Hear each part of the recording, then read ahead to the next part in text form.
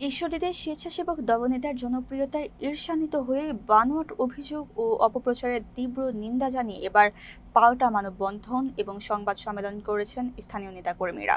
রোববার বিকেলে রূপপুর মোড়ের ফুটু মার্কেটে পাকশী ইউনিয়ন স্বেচ্ছাসেবক দলের কার্যালয়ের সামনে এই প্রতিবাদ কর্মসূচির আয়োজন করা হয়। সম্প্রতি ইউনিয়ন স্বেচ্ছাসেবক দলের সিনিয়র যুগ্ম সাধারণ সম্পাদক আব্দুল খালেক খাঁর বিরুদ্ধে একটি মহল মানববন্ধন করে মিথ্যা অভিযোগ আনে।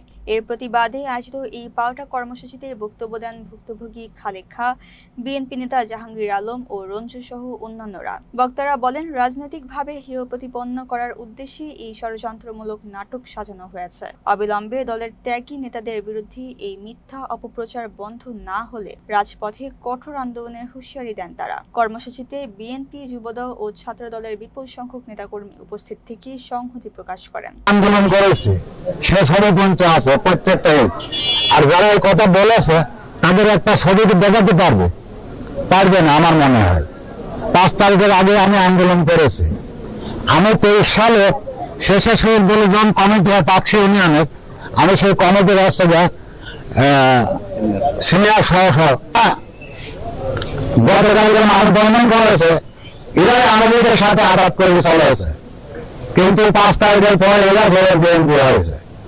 মানুষের মারি বেড়ায়, অস্ত্রবাজি করে, জোরে দখল করে বেড়ায়, মাটি কাটি বেড়ায়। এই 5 তারিখের পরে কয়েক জায়গায় জমি দখল করে নিয়ে তারা আছে মারপিট করেছে।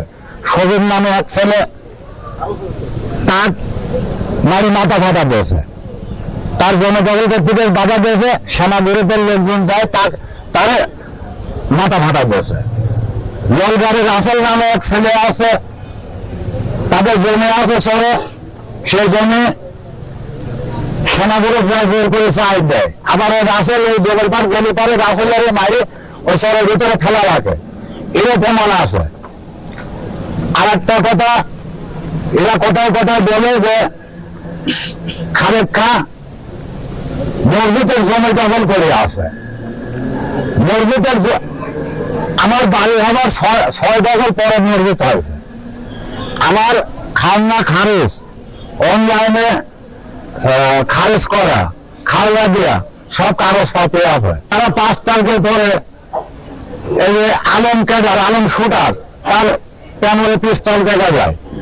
কালকে সে মানববন্ধনে ছিল, প্রশাসন তাকে গ্রেফতার করে না।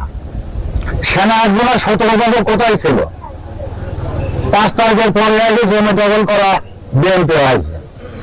কিন্তু কোন লোক বলতে পারবে না যে খালেক খাঁ কোনো মাদক সেবন করে কিংবা কোনো মাদক ব্যবসা করে।